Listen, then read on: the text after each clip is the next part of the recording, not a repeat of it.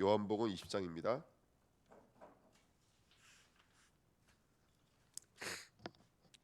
요한복음 20장 1절부터 10절입니다. 요한복음 20장 1절부터 10절입니다. 같이 읽겠습니다. 안식 후 첫날 일찍이 아직 어두울 때 막달라 마리아가 무덤에 와서 돌이 무덤에서 옮겨진 것을 보고 시몬 베드로와 예수께서 사랑하시던 그 다른 제자에게 달려가서 말하되 사람들이 주님을 무덤에서 가져다가 어디에 두었는지 우리가 알지 못하겠다 하니 베드로와 그 다른 제자가 나가서 무덤으로 갈새 둘이 같이 다름질하더니 그 다른 제자가 베드로보다 더 빨리 달려가서 먼저 무덤에 이르러 구부려 세마포 놓인 것을 보았으나 들어가지는 아니하였더니 시몬 베드로는 따라와서 무덤에 들어가 보니 세마포가 놓였고 또 머리를 쌌던 수건은 세마포와 함께 놓이지 않고 딴 곳에 쌌던 대로 놓여 있더라. 그때야 무덤에 먼저 갔던 그 다른 제자도 들어가 보고 믿더라. 그들은 성경에 그가 죽은 자 가운데서 다시 살아나야 하리라 하신 말씀을 아직 알지 못하더라. 이에 두 제자가 자기들의 집으로 돌아가니라. 아멘.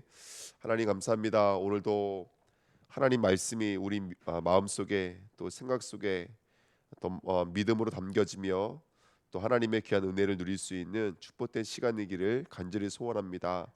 하나님께서 은혜를 부어 주셔서 오늘 예수를 믿는 그 믿음의 자리, 하나님이 원하시는 그 언약의 자리로 나아가는 우리의 믿음이 될 수 있도록 이 시간 말씀으로 인도하시고 역사하여 주옵소서.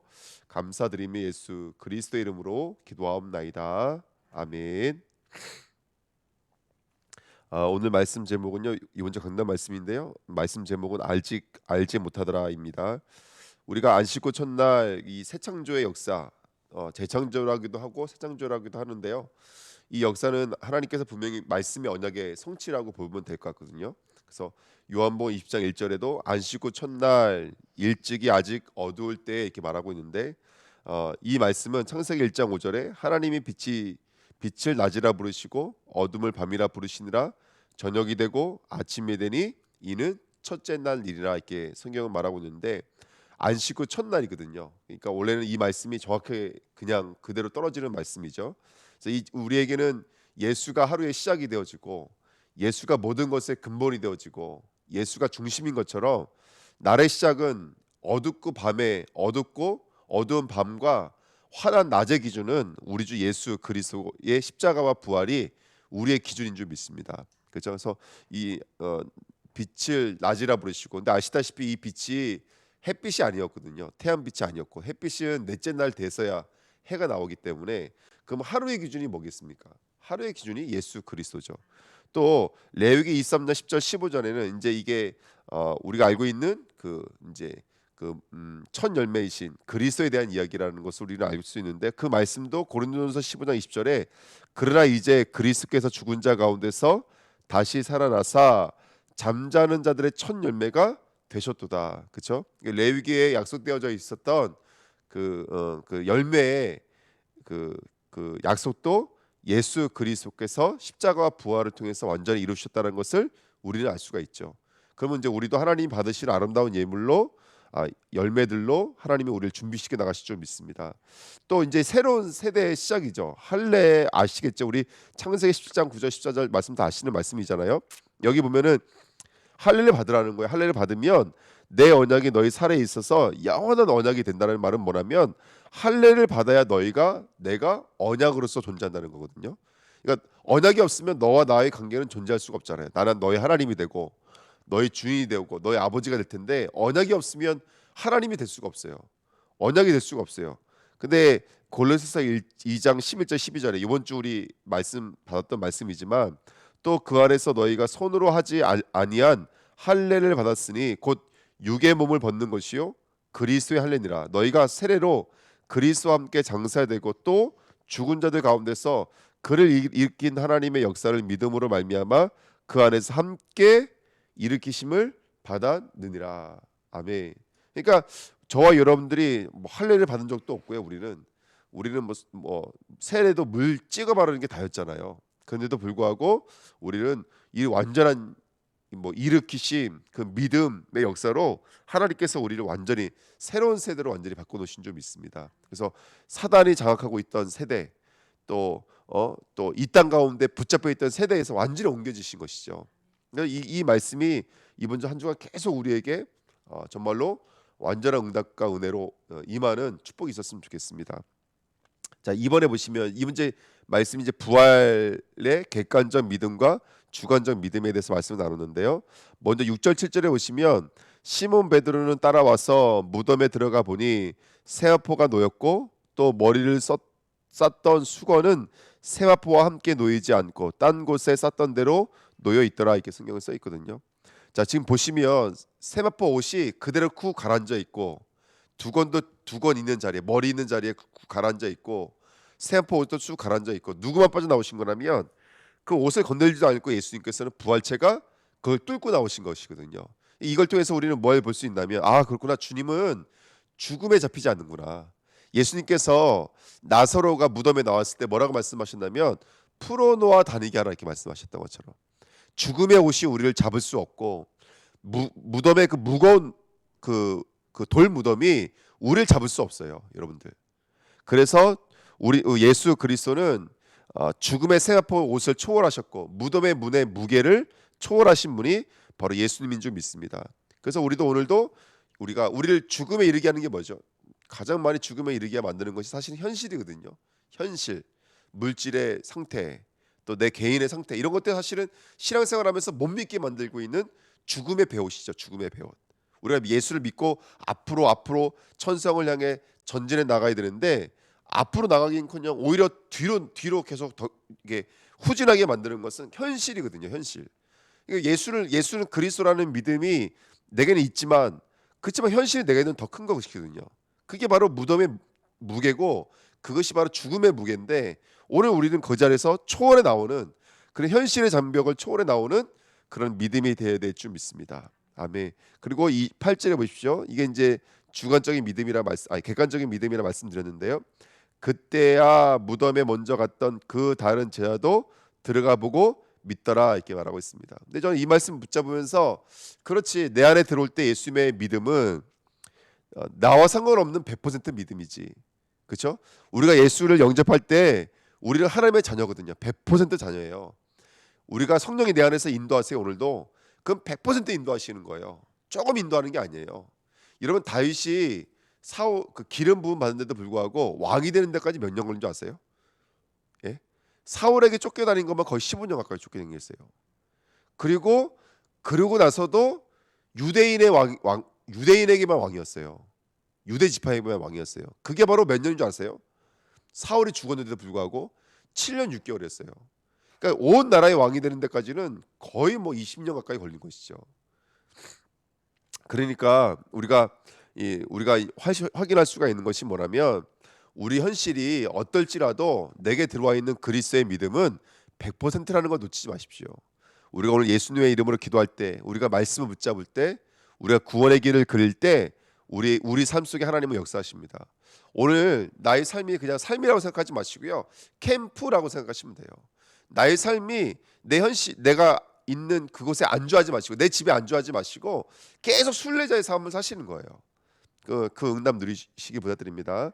그 다음에 9절 보시면 그들은 성경에 그가 죽은 자 가운데서 다시 살아나야 하리라 하신 말씀을 아직 알지 못하더라. 그죠? 안다는 개념이 히브리 사람에게 다르죠. 여기서 안다는 것은 온전히 아는 것을 말하는데 사실은 우리는 일도 알지 못하는 게 우리들의 모습입니다. 그러니까 말씀 묵상해 보세요. 예수님께서 말씀하셨잖아요. 무리를 걸어오라. 그렇죠? 나가서 죽은 자들을 살리고 병든 자들을 고치고 그 흑암의 권세를 꺾어라 말을 하고 있지만 우리는 늘 베드로 욕하지만 베드로 믿음도 못 들어간다니까요. 그게 우리들의 현실이고 우리들의 사실이 아닐까 생각이 듭니다. 또 20장 10절에 보니까 이에 두 제자가 자기들의 집으로 돌아가느라.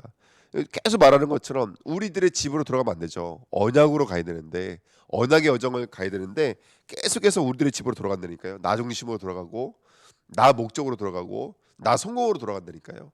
그러니까 우리 늘 말씀 맞잖아요. 늘 우리는 돌이키면 늘 어디로 돌아가냐면 3장, 6장, 11장으로 돌아가 버려요. 나 중심으로 돌아가 버려요. 그러니까 꼭 연어가 바닷가로 갔다가 결국에는 거기 돌아와서 회개하고 죽는 것처럼 우리도 모르는 사이에 나 중심으로 돌아갈 수밖에 없는 게 우리들의 모습이 아닌가 생각이 듭니다. 그래서 근데 우리가 하나님의 은혜가 있죠. 그게 뭐냐면 3번째입니다. 끝까지 찾아오시고 끝까지 기다리시는 주님인데, 오늘 엠마오로 가는 제자 말씀 한번 확인해 볼까요? 요한복음 앞에가 누가복음이니까 누가복음 24장 말씀 보겠습니다. 제가 여기다 적어놓긴 했는데 밤에 이제 자려고 누웠는데 말씀이 계속 머릿속에 떠오르는 거예요. 그래서 좀 확인하고 싶어서 우리 본문 보지 마시고 푼틈을 보지 마시고 성경을 같이 보시자고요. 누가복음 24장입니다. 누가복음 24장이요.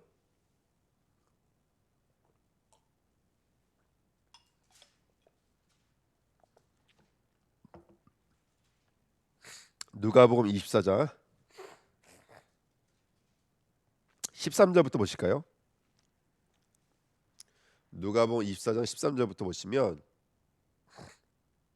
그날에 그들 중 둘이 예루살렘에서 25里되는 엠마오라 하는 마을로 가면서 이 모든 된 일을 서로 이야기하더라. 그들이 서로 이야기하며 문의할 때에 예수께서 가까이 이르러 그들과 동행하시나 그들의 눈이 가리워져 그인 줄을 알아보지 못하거늘. 아멘. 여러분 보십시오. 이게 지금 짤막한 말이지만 우리 믿음의 모든 것을 다 설명하고 있어요. 여러분 지금 예수님께서 우리에게 찾아오신다니까요. 끝까지. 오늘도 우리 곁에도 동행하고 계세요. 근데 우리는 보지 못해요, 그분을. 이게 바로 우리의 믿음의 뭐라 해야 될까요? 이게 간격인 것 같아요. 틈인 것 같아요. 지금 예수는 우리가 분명히 함께 하신다니까요. 우리 여정을 늘 동행하세요. 우리가 반대편을 가더라도 거기까지 쫓아오셔서 동행하시는 분이 바로 예수 그리스도인 줄 믿습니다. 근데 우리들의 눈은 가려져 있는 거예요. 보아도 보지 못하고 들어도 듣지 못해요. 깨닫지 못하는 것이 우리들의 현실이 아닌가 생각이 듭니다. 근데 17절에 예수께서 이르시되 너희가 길 가면서 서로 주고받고 하는 이야기가 무엇이냐 하시니 두 사람이 슬픈 빛을 띠고 머물러 서더라. 그 한 사람이 글로바라 하는 자가 대답하여 이르되 당신이 예루살렘에 체류하면서 요즘 거기서 된 일을 혼자만 알지 못하느냐. 이르시되 무슨 일이냐. 이르시되 나사렛 예수의 일이니 그는 하나님과 모든 백성 앞에서 말과 일에 능하신 선자이거늘 우리 대제사장들과 관리들이 사형 판결에 넘겨주어 십자가에 못 박았느니라. 우리는 이 사람이 이스라엘을 속량할 자라고 바라노라. 이뿐 아니라 이 일이 일어난 지가 사흘째요. 이렇게 성경 말하고 있죠. 그러니까 지금까지도 무슨 속량을 위해서 있는 거예요? 이스라엘의 구원을 위해 있는 거예요. 죄 사함을 위해 있는 것이 아니라. 그러니까 이게 우리들의 믿음의 한계예요. 이거 우리가 되게 얕보지만 사실 우리 그래요. 우리 신앙생활하면서 우리 힘든 이유가 뭐죠? 이스라엘의 속량이에요. 내가 원하는 것이 이루어지는 거예요. 사실은요. 다 하나님이 원하시는 것이 이루어지는 것이 아니라. 아까 그래서 우리가 서론에 말씀 나눴던 것처럼 예수가 오신 것은 정말 완전한 언약의 성취를 위해 오신 거예요. 할례를 위해 오신 것이고 새 열매를 위해 오신 거예요. 근데 그 언약을 보지 못하고 우리는 우리 쪽에서 바라봐요. 계속해서. 이게 바로 객관적 믿음과 주관적 믿음의 차이가 아닌가 생각이 듭니다. 또한 우리 중에 어떤 여자들이 우리로 놀라게 하였으니 이는 그들이 새벽에 무덤에 갔다가 그의 시체는 보지 못하고 와서 그가 살아나셨다 하는 천사들의 나타남을 보았다 함이라. 또 우리와 함께한 자 중에 두어 사람이 무덤에 가 과연 여자들이 말한 바와 같음을 보았으나 예수는 보지 못하였느니라 하거늘. 이때 예수 봤거든요. 성경에 보면 이때 예수 봤어요. 근데 보지 못했다고 이렇게 성경 기록하고 있거든요. 봐도 보지 못하는 거죠. 천사들로 기록되어 있잖아요. 어떤 성경에는. 그 다음에 25절 이르시되 미련하고 선지자들이 말한 모든 것을 마음에 더디 믿는 자들. 이제부터 예수가 개입하기 시작하시는 거예요. 그 주관적 믿음, 믿지 못하고 있는 주관적 믿음 속에 객관적인 믿음이신 예수님이 우리 삶을 개입하고 계시는 거예요. 어떻게 하시냐면 자 26절 27절이 아주 키 말씀이죠. 그리스도가 이런 고난을 받고 자기의 영광에 들어가야 할 것이 아니냐 하시고 이에 모세와 모든 선자의 글로 시작하여 모든 성경에 쓴 바 자기에 관한 것을 자세히 설명하시니라. 그들이 가는 마을에 가까이 가매 예수는 더 가려고 하는 것 같이 하시니 그들이 강권하여 그러니까 말씀을 받으니까 너무 은혜가 되니까 강권하여 이르되 우리가 함께 유하사 유아사이다. 저물어 가고 날이 이미 기울었나이다니 이에 그들과 함께 유하러 들어가시니라. 그들과 함께 음식 잡수실 때 떡을 가지사 축사하시고 떼어 그들에게 주시니 그들의 눈이 밝아져 그인 줄을 알아보더니 예수는 그들에게 보이지 아니하는지라. 아멘. 여기까지 이제 믿음이 들어오는 것들을 우리가 볼 수 있었죠. 여러분 뭘 느끼셨나요?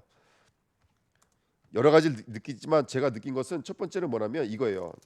오늘도 예수님이 우리에게 찾아와 주셔야 돼요. 그렇죠? 이게 여기서 우리가 믿음이 들어가는 것들을 우리가 배울 수 있는데 그 중에 하나가 뭐냐면 첫 번째는 아까 우리 16절에 읽었던 것처럼 16절이 아니라 15절에 있는 말씀처럼 그들이 서로 이야기하여 문의할 때 예수께서 가까이 이르러 이렇게 성경에 써 있거든요. 예수께서 나에게 찾아와 주셔야 돼요. 다른 방법이 없어요. 우리 믿음이 들어가는 방법은 예수님이 직접 우리에게 찾아와 주셔야 돼요. 그 중요한 게 제가 이번에 어저께 이제 말씀 묵상하다가 하나님 제게 마음에 주신 건 뭐냐면 가까이 이르러 그들과 뭐라고요? 동행하시나. 여러분 주님이 우리와 동행해 주셔야 돼요. 오늘 우리의 여정은 이스라엘의 광야 여정이요 언약의 여정이거든요. 그 여정을 이 말씀 우리가 들었던 말씀 우리가 깨달았던 말씀 이 엄청난 말씀을 가지고 우리와 동행해 주셔야 돼요. 그래서 계속해서 말씀으로 떡을 떼어 주시고 말씀으로 우리에게 힘을 주셔야 돼요. 그분이 찾아와 주셨어. 그 지금 누가 찾아와 계시냐? 약속하신 것을 기다려 했잖아요.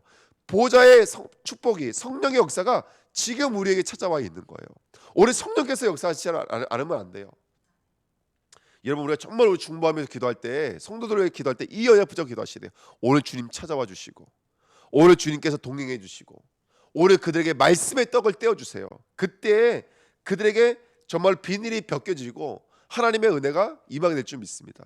그리고 세 번째가 이거. 첫 번째 찾아와 주셔야 되고 두 번째 동행해 주셔야 되고 세 번째는 말씀의 떡을 떼어 주셔야 돼요. 여러분 오늘도 우리는 하루에 세 끼를 먹는 것처럼 오늘도 말씀을 먹으셔야 돼요. 말씀은 듣는 게 아니에요. 말씀은 보는 게 아니에요. 말씀은 받아들이는 거예요, 여러분들. 그래야 피가 되고 살이 되죠. 아무리 좋은 음식을 차려놓으면 뭡니까? 그거 들어와야지 사는 거예요. 어저께 창세기 읽다가 제가 잊어버렸는데 여갈수라 다단가요? 그거 이제 아람어인데 증거더미라는 뜻이 그러거든요. 증거더미요. 라반과 이제 서로 우리는 원수 맺지 말고 우리 언약을 맺자는 거예요. 라반이 먼저 말을 하면서 뭐라고 고백하냐면 증거더미라는 거 돌무더기에 쌓아놓고 이건 증거더미라는 거예요. 증거더미. 우리 삶 속에 얼마나 많은 하나님의 인도, 얼마나 많은 하나님의 역사가 있는지 몰라요. 이걸 무시할 수가 없는 거예요. 우리는요. 눈을 뜨면 말씀을 꿀꺽하고 삼키면요, 정말 보고 듣고 느꼈던 것에 하나님께서 인도하셨던 것이고 하나님이 역사하셨던 것을 우리 부정할 수가 없는 거예요. 그게 라반이 본 거거든요. 그 정말로 오늘 여러분 우리가 오늘도 기도하셔야 될 것은 이 주관적인 믿음이 객관적인 믿음으로 옮기는 건 다른 방법이 없어요. 오늘 예수님 찾아오셔야 돼요. 오늘 예수님 나와 함께 동행해 주셔야 돼요. 아니 어떻게 보면 예수님께서 내 손을 붙잡고 나를 이끌어 주셔야 돼요. 얼마만큼요? 우리가 예수님을 나의 집으로 초대할 만큼. 예수님 왜 가십니까? 내게 들어오셔서 더 유하십시오.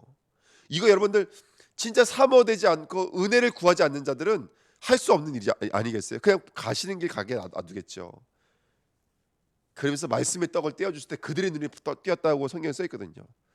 그래서 우리는 말씀을 듣는 게 아니에요. 말씀의 성만찬을 하시는 것이죠.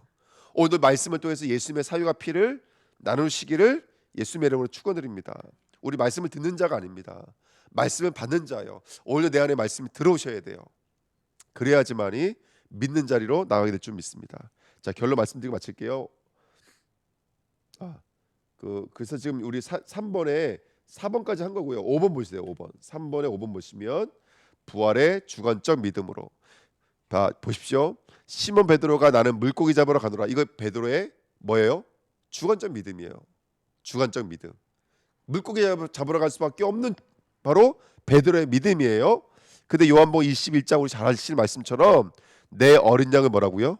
내 어린 양을 먹이라. 이게 객관적인 믿음이에요. 근데 여러분 아시다시피 결국 하나님의 말씀대로 성취된 줄 믿습니다. 하나님의 객관적 믿음이 바로 베드로를 삼킨 거예요, 여러분들. 오늘 이 축복 임했으면 좋겠습니다. 아까 우리 읽었던 말씀처럼 2번 그날에 그들 중 둘이 예루살렘에서 20올이 되는 엠마오라는 마을로 가면서 자 예수가 부활하셨는데도 불구하고 그 소식을 들었는데도 불구하고 엠마오로 내려갈 수밖에 없었던 제자들이에요. 근데 여기 나오잖아요. 또 그의 이름으로 제사함을 받게 하는 회개가 예루살렘에서 시작하여 모든 족속에게 전파될 것이 기록되었으니 너희는 이 모든 일에 뭐라고요? 증인이라. 이게 바로 예수님의 믿음이에요. 너희가 이렇게 될 거야. 너희가 이 일을 정말로 모든 족속에게 전파할 증인이야. 이게 예수님의 믿음이에요. 부활을 듣고도 엠마오로 내려갈 수밖에 없는, 자기 집으로 돌아갈 수밖에 없는, 자기 집으로 갈 수밖에 없는 사람들인데, 근데 하나님께서는 이 사람을 끄집어내셔서 증인으로 사용하신 줄 믿습니다. 아멘. 세 번째 보십시오. 예수를 배웠고 겸비하는 아직도 의심하는 사람들이 있더라. 12제자예요. 근데 예수님의 믿음이 어떤 믿음이냐면 너희는 가서 모든 민족을 제자로 삼아 아버지와 아들과 성령의 이름으로 세례를 베풀고. 아멘. 이게 바로 예수님의 믿음이에요. 근데 결국 누구의 믿음이 이기죠? 예? 그죠? 믿음이 이기는 줄 믿습니다. 주님의 믿음이 이기시는 거예요. 그래서 부활의 비밀을 아는 자의 삶은 결국 이렇게 성경에 써 있어요. 내 환난과 궁핍을 알거니와 실상은 내가 뭐라고요? 부유한 자니라. 여러분, 항상 우리는 하나님의 실상이신 그 믿음 앞에 쓰셔야 돼요. 어린 양을 먹여라. 이 모든 일의 증인이라. 그리고 모든 민족에게 가라. 이 주님의 믿음 앞에 쓰셔야 돼요. 우리의 믿음 앞에 쓰지 마시고 주님 앞에 믿음에 쓰시기 부탁드립니다. 이것이 우리의 실상인 줄 믿습니다. 아멘. 자, 네 번째입니다. 그래서 오늘 한번 질문해봤으면 좋겠어요. 그리스도의 부활을 누리는 우리의 믿음을 가지고 오늘 한번 나의 믿음을 점검해 보시자고요. 첫 번째, 나에게 예수님은 누구입니까? 한번 점검해 보셨으면 좋겠습니다. 주 그리스도, 살아계신 하나님. 주라는 말은 또 왕이라는 말과 같은 말이죠. 나의 그리스도, 나의 하나님. 오늘 이 믿음의 고백이 오늘 우리들 삶 속에 완전 도배되어지기를 간절히 소원합니다. 가는 곳곳마다 주는 그리스도시요 살아계신 하나님의 아들이시니이다. 아멘. 두 번째 질문은 뭐냐면 언제 그러면 부활의 믿음을 온전하게 누릴 수 있을까요? 여기에 대해서는 한번 질문해 보십시오. 저는 이 말씀 그냥 혼자 묵상하면서 제가 받은 은혜는 거였어요. 제가 죽어야 돼. 결국 제가 죽어야지 부활의 믿음으로 나갈 수 있지 않을까. 왜냐하면 아까도 할례 말하잖아요. 이 말은 잠자는 자의 첫 열매가 되려면 뭐가 죽어야 돼요? 그러니까 우리의 옛자들은 죽어야 돼요. 그래야지 믿을 수 있죠. 그러니까 옛날 거에 살아 있으니까 보아도 보지 못하는 거거든요.